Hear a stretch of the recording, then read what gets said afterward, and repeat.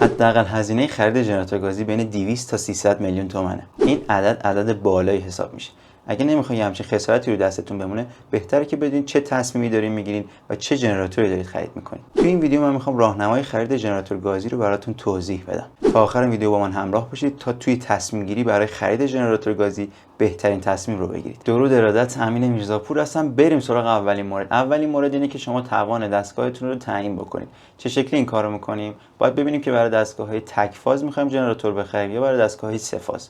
معمولا اگه برای خونه، باغ، ویلا، ادارجات می‌خواین خرید بکنید، دستگاه‌های شما معمولا تک فاز هستش. چه شکلی مصرفمون رو تعیین بکنیم؟ خیلی ساده است. فرض می‌کنیم می‌خوایم یخچال، تلویزیون، کولر گازی یا کولر آبی یا حالا موارد این شکلی رو روشن بکنیم. یه سری پلاک دارن روشون که نوشته آقا این مثلا 2000 وات مصرفشه، 3000 وات مصرفشه. همه این دستگاه‌ها که قرار روشن بشه جمع توانشون رو انجام میدید. مثلا در انتها میرسیم به عدد 8000 وات. دستگاهی که شما باید خریداری بکنید باید 8000 وات به شما خروجی بده. منتها شما دستگاه 8000 وات هیچ وقت نباید خرید بکنید. شما باید یک پله یا دو پله بالاتر بخرید. باید دستگاه 10000 وات یا 12000 وات بخرید که مصرف شما رو بتونه تأمین بکنه. البته یه مورد هم باید یادتون باشه، تو دستگاه‌های موتوری یا مثلا کولر گازی که غیر اینورتری هست، ما یه جریان راه اندازی داریم. یعنی موقعی که روشن میشه جریانی 3-4 برابر اون جریانی که موقعی که داره کار میکنه مصرف میکنه. پس این نکته هم باید حواستون باشه. اگه میخواید برای دستگاه‌های سه فاز ژنراتور خریداری بکنید، محاسبهش یه مقدار ممکنه پیچیده بشه. پس بهتره با ما تماس بگیرید تا بهتون کمک بکنم.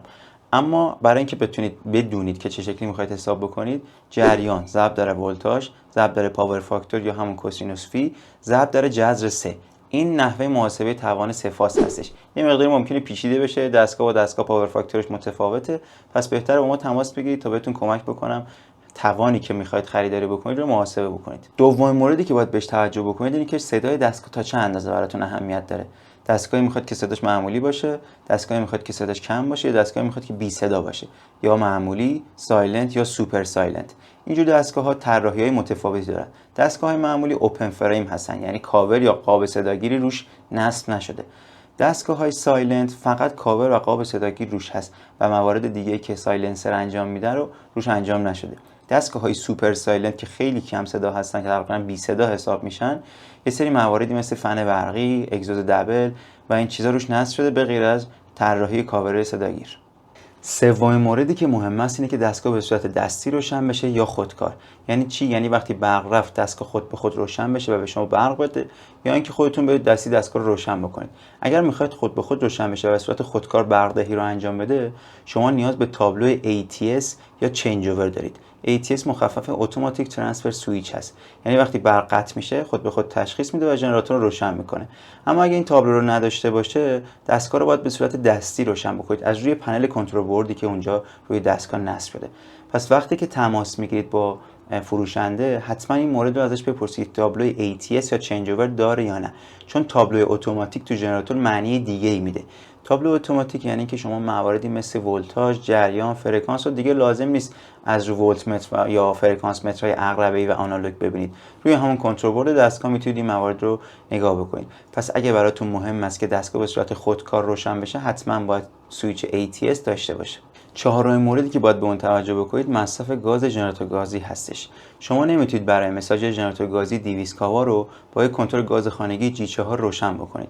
پس قبل از خرید حواستون باشه که کنترل گازتون با مصرف سوخت ژنراتور مچ باشه و مشکلی پیش نیاد. برای اینکه اینو حساب بکنید باید از فروشنده سوال بپرسید که مصرف سوخت ژنراتور چقدر هست و خروجی کنترل گاز خودتون رو ببینید. اگر این دو تا با هم مچ بودن پس میتونید ژنراتور گازی رو خریداری بکنید. برای اینکه راحت‌تر بدونید هر ژنراتوری چقدر مصرف میکنه، من یه جدول درست کردم که اینجا بهتون نشون میدم. میتونید دانلودش بکنید یا استوب بکنید و اسکرین شات بگیرید. پنجمین مورد این هستش که ویژگی‌های متفاوت هر دستگاه رو با دستگاه‌های دیگه مقایسه بکنید و بهترین تصمیم رو بر اساس اون ویژگی‌ها و موارد دیگه که گفتم بگیرید. برای مثال کارژن همگی فن برقی داره دستگاهاش و رادیاتورش نسبت به رادیاتورهای تو بازار بزرگتر هستش و تمام مس. این باعث میشه که خنک کنندگی بیشتری داشته باشه. اگزوز دوبل داره که صدا رو بسیار کم میکنه.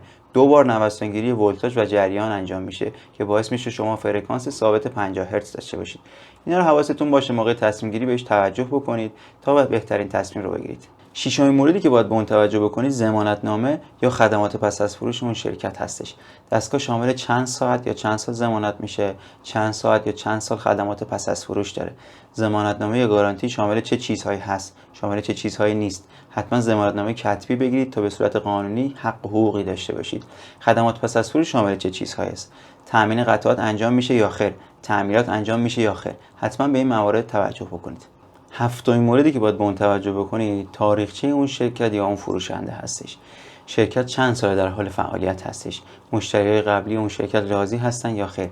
دسترسی به لیست مشتری اون شرکت خواهید داشت یا نه؟ برای مثال شرکت ما در صورتی که خرید شما قطعی بشه دسترسی به لیست مشتری قبلی رو به شما میده تا تماس بگیرید و خیالتون راحت بشه. مورد دیگه که باید توجه داشته باشید این که اون شرکت وارد کننده است یا تولید کننده است، فقط فروشنده است یا میتونه موارد فنی رو هم هندل بکنه. معمولا تولید کننده ها چون فنی هستن راحت تر خدمات پس از فروش به شما میدن. بهتر میتونید روی خدمات فنی، تعمیرات و این موارد حساب بکنید روشون. هشتمین موردی که باید به اون توجه بکنید میزان ساعت کارکرد دستگاهتون هستش. دستگاهتون قراره چند ساعت کار بکنه؟ قراره به صورت اضطراری کار بکنه یا دائم کار؟ اضطراری یعنی چی؟ یعنی وقتی برق میره 4 ساعت، 5 ساعت، 10 ساعت یا 12 ساعت به شما برق بده. و دائم کار یعنی که 24 ساعت 7 روز هفته به شما برق بده. اگر قرار است که دستگاه به صورت دائم کار بکنه باید یه سری نکات رو حتما بهش توجه بکنید. مثلا فشار روغن دستگاه نباید افت بکنه، دمای آب دستگاه نباید خیلی بره بالا و این مواردی هستش که باید توش رعایت شده باشه تا خیالتون راحت باشه. اگر قرار دستگاه اضطراری بخرید معمولا مشکلی پیش نمیاد، ولی دستگاه دائم کار باید این نکات توش رعایت شده باشه. برای دستگاه دائم کار من یه ویدیو دیگه میسازم که اون رو مشاهده میکنید و متوجه میشید چه تفاوت‌هایی داشته باشه.